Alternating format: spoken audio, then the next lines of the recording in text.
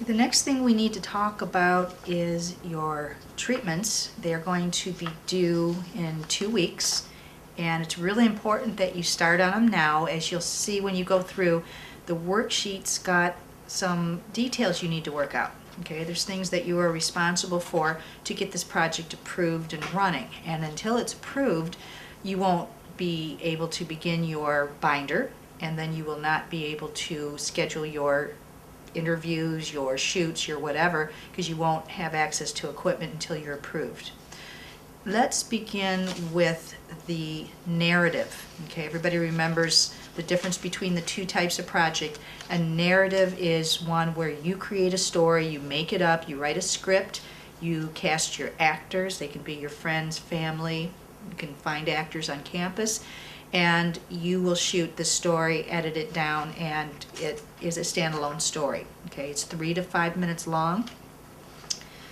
You will need, according to our treatment, the first thing you see is a synopsis. This is a little blurb about what the story's about. Okay, I expect 2 to 3 full paragraphs, not just a sentence or two, with correct grammar and spelling. And this must be typed and emailed in. You don't handwrite any of this for either project, okay?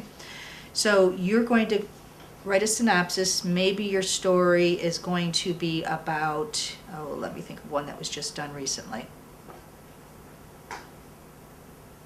I have a sample script that's on Blackboard for you to look at, and that particular one involves a couple of guys, young men, who their goal in life is just to get through the day of work, and they do menial jobs. One works at a farm for his uncle, the other works in a garage, and they want to score pot to go to the party. So that's all they really care about, is the party. So the synopsis would talk about who they are and why they do what they do, okay? And also a little wrap up to why this would be worth making, okay? You also need a 3 to 5 page script. Okay, it's very important that your script come to me with your treatment, so you have 2 weeks to get a good start on your script. Okay, if you're really serious about doing narrative, you should have already been, thinking about that. We have a free online program that you can get. It's called Celltex, and the link is right on the treatment. It's www.celltex.com, CELTX for Celltex. And you must format for film, not for theater, please, for film. And they've got samples there, and you can look at my script sample to see how it should be formatted. Next, we have an angle, okay? Again, 2 to 3 paragraphs, and I'm tight about the paragraphs. I expect you to write enough to help me to understand. Pretend I'm your money person. The equipment I give for you to use is a gift in kind. If you had to go pay for it, it could cost you hundreds of dollars. Okay, so I'm your money person, and you are appealing to me to say, yeah, this is worthwhile, go shoot it. So the angle is going to describe the why behind the story. Okay, and the why behind my story is a comical look at 2 guys who barely got out of high school, who have no purpose in life, no goals in life. They just live day to day, basically still living with families and just looking for a party, and that's all they ever want to do. Okay, we're going to be zeroing in on that for this narrative that I have the script for. Then you go down to the initial objectives, 1 to 3 statements. What is the purpose of your film? What will your audience take away from the experience? Okay, so this could be a bulleted list. These are just short statements, not paragraphs. For example, the audience is going to be amused. They're going to laugh. This is a funny piece. The guys in trying to score the pot, they can't get to wherever they need to go, and they realize that this old lady has this great pot plant. She thinks it's a nice plant, and she's taking care of it for her grandson who's in the military, and she has it on her back porch every day to give it sun. Okay, the one guy was supposed to go fix her pasture fence for her. The cow keeps getting out, and when he gets there, and I believe his name is Bubba, Bubba gets there and sees the pot plant. That's all he can think about, and he does this very half-assed job of fixing this fence, so it looks like it's fixed, but it's really not. The cow can push through there again. Okay. okay? So he and his buddy are working to, he first tries to buy the plant from the woman. There's always a give and take in a screenplay, and she won't give him what he wants. He keeps trying. He offers her money, whatever, whatever. She says no, she's adamant, okay? So he's angry, he goes away, gets his buddy, they come back, and the buddy goes to the front door to distract the old lady. Bubba goes through the fields. He's planning to get to the porch, take the pot, and run. And because he didn't take care of the cow the way he should, when he gets there, he discovers the cow has eaten the pot plant because he, didn't stay in the pen. So it's a comedy of errors, and I would list those things that, he's trying to manipulate and, use others to get his will, whatever he wants, and in the end, nothing works for him. This character also starts out in a happy place at the beginning because he's looking forward to going to a party, needs to score the pot to go. And in the end of the piece, he's in a bad place because there's nothing for him. They don't think they can and should go to the party without it, okay? Then you continue on in this treatment, you're going to see that I'm asking for a protagonist name and the antagonist name, okay? In this particular piece, my protagonist would be Bubba. Okay, his antagonist would be the old lady, and I don't remember what her name is. She is keeping him from what he wants. That's kind of his nemesis, is this little old lady. Can't get his way with, okay? Then I've got a place for you to list your possible actors. Don't leave this blank. I want to know that you've talked to somebody, that you have somebody in mind that's going to participate for you. Next is locations. Identify a home, outdoors, public space, include addresses. You will need a location release form for each location you plan to shoot at. I don't mind the location releases coming with the binder. They don't need to come with this treatment, but I want to see that you already have talked to people about permission to shoot. If it's a city park, you will need the city's permission to shoot. We'll get more into that next week when I see you.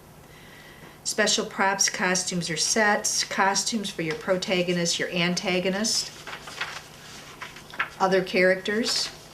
And then if you have a prop, my prop would have been the pot plant, might have been the pole that, the fence pole that is not done properly. That might have been a prop. And then the sets, short description for each location. Okay, for me, location 1 is the garage where Bubba's friend, I don't know, Jimmy Lee works, and they're having their discussion about the party, and neither one can go into town to buy the pot, okay?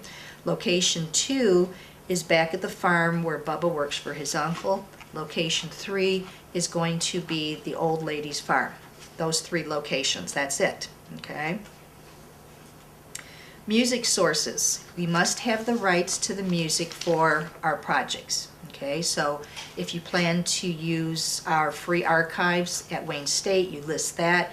It's a good idea to already start listening and going through them and finding things that you like, and you can save it right to your hard drive in your Project 4 folder, save you time later. Sound effects. Most narratives need and will have sound effects. For this particular, it might have been the sound of the cow mooing, maybe the clump of the feet walking, maybe Bubba pounding on the fence pole, whatever, okay? But I would go through and think about those things and start looking to secure those things. Lighting, my goals in lighting, I'm going to keep this more on the natural side. The garage is going to need lights because we're shooting indoors.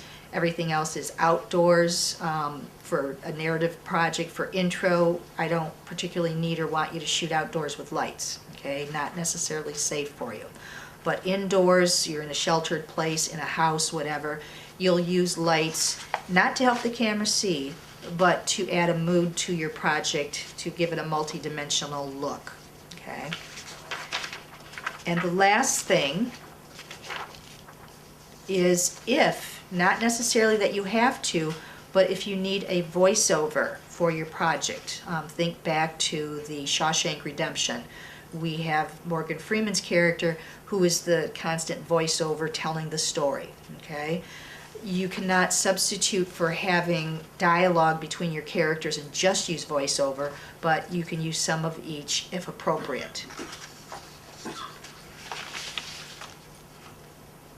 Okay, that's the end of the treatment for narrative. Okay, at this point, if you haven't decided what you're doing, still pay attention, because that way you can listen to what's involved for the documentary. The documentary project is not something that you make up. Know the difference between mockumentary and documentary. Mockumentary could be the, oh, what's a good mockumentary? A good mockumentary would be, this is Spinal Tap, okay? They are following a band and, you know, their breakup and all that.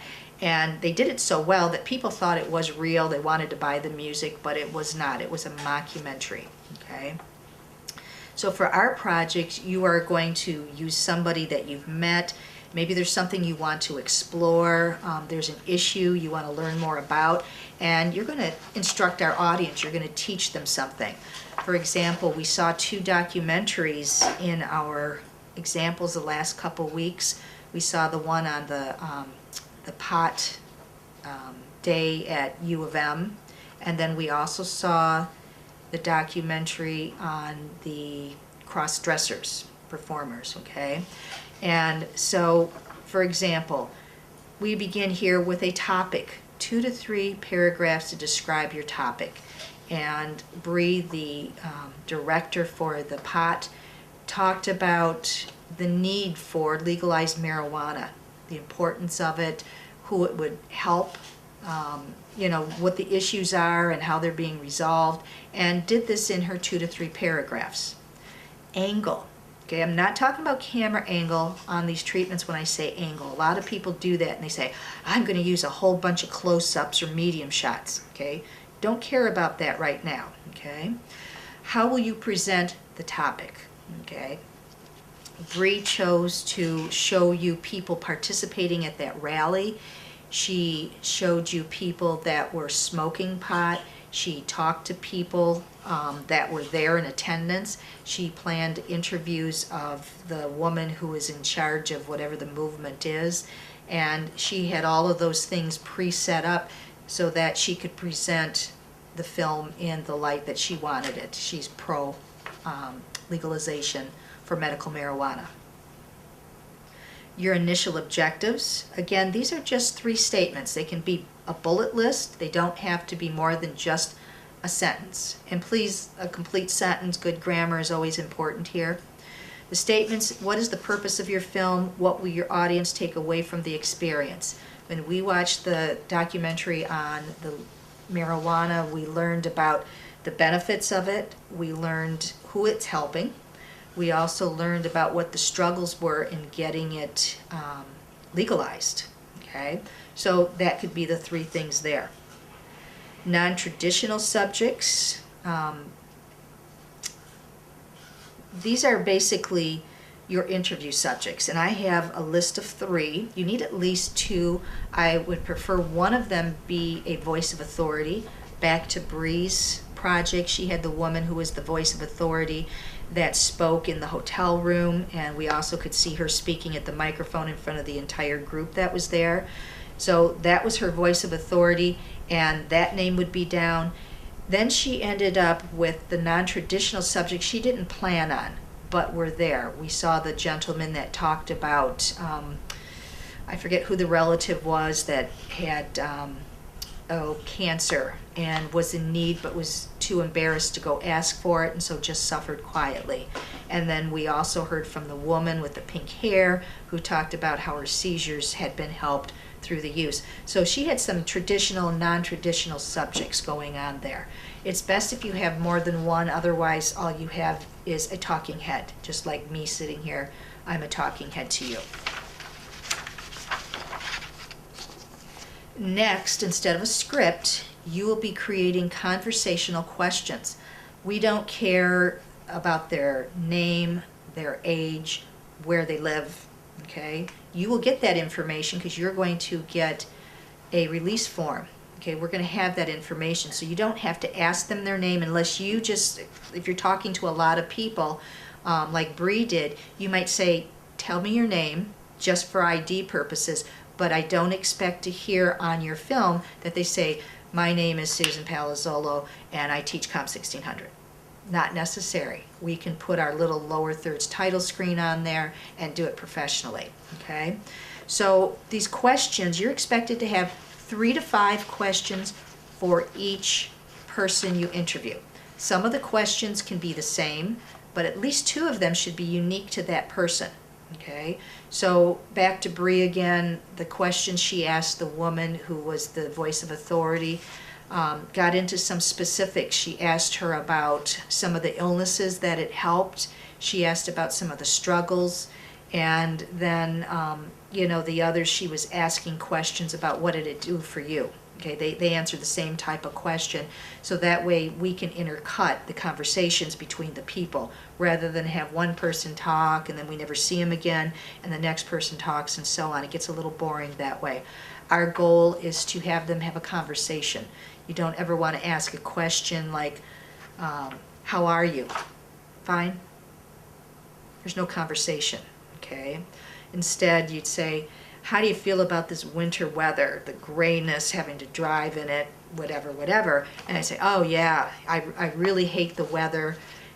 You're going to encourage that person to use your question and the response. It makes me feel depressed. I can't get out. I can't do anything, bad tires on my car, whatever. So we're looking for quality questions. Your questions will be emailed to me with your treatment. Very important. Narrative has the script. Documentary has questions. Next thing is B-roll footage, and we're going to look at an example that I have from a project I did looking at a little girl with Rett syndrome. I think I talked to you about Anna before, and I have a piece, it was a sample piece for something I was applying for, and we have a little bit of interview with her mother, and then we have the mother as the voiceover, we have a little music, and we see a variety of clips that were shot throughout the project as significant B-roll footage. Not just anything, it was things with a goal in mind when I shot it, and we'll take a look at that.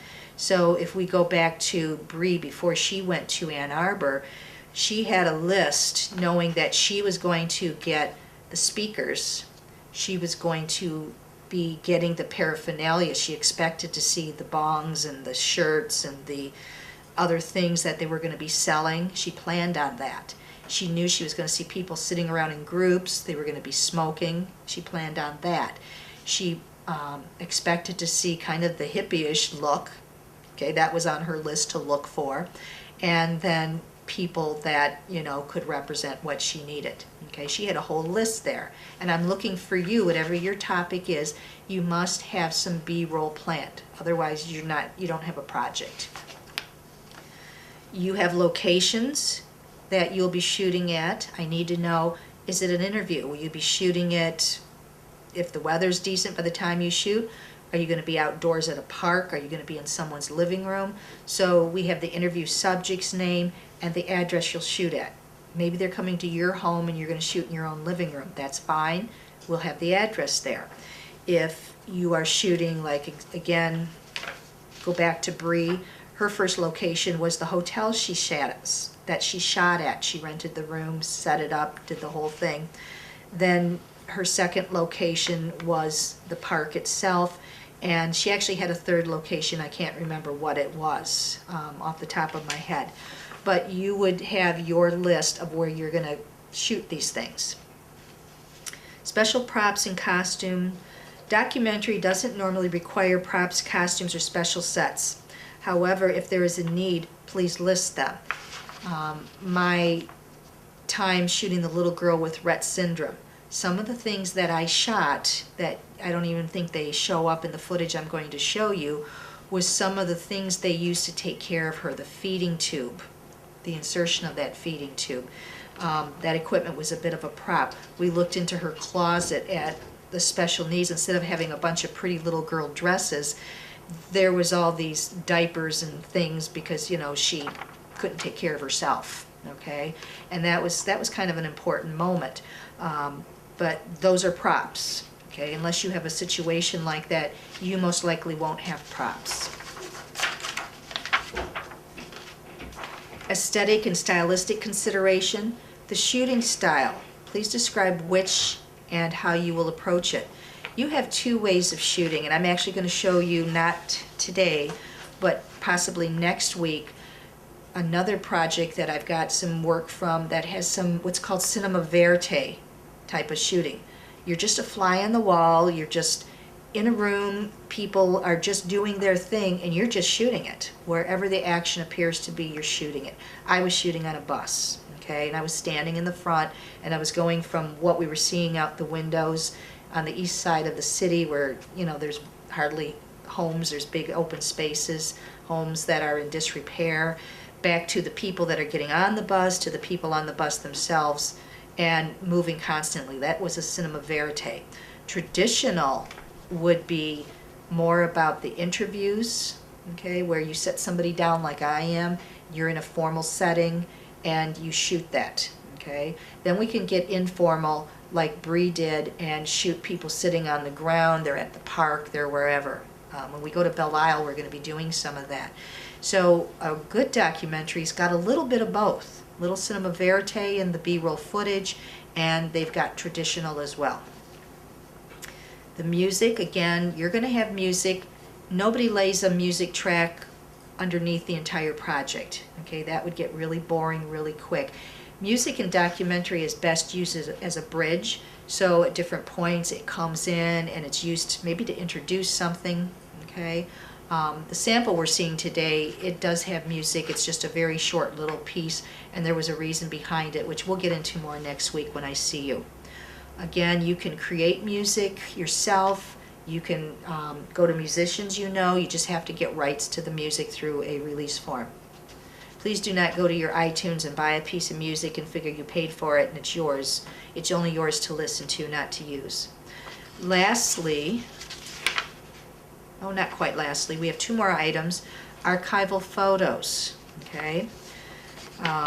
Bree didn't have archival photos because she didn't historically look back at that hash bash, okay? She was just there for the present. She could have looked and found some archival old photos and showed the transitions if she wanted to go there and was looking to show it historically. She did include photos that were taken there that day. So archival would be my project with the little girl. I have photos that the family gave me from when she was a baby growing up, and I use those. Those are archival. The last thing on here is archival footage. Again, and you'll see that in this piece, I have some footage at the very beginning of Anna as a baby before she lost the ability to move and to talk, when she was more normal. That was archival footage as well that the family shot. You might not necessarily, for your documentary, have archival photos or footage, but you should plan on photos if you're doing documentary to supplement and to kind of help tell the story with your footage that you shoot. And that is that. So please start work on those. You can email them to me as you go to see if you're on the right track. But remember, they must be typed. Leave it as a Word document because you're going to email that to me in 2 weeks, and I will be emailing it back to you with my comments, approval, or telling you what needs to be improved upon.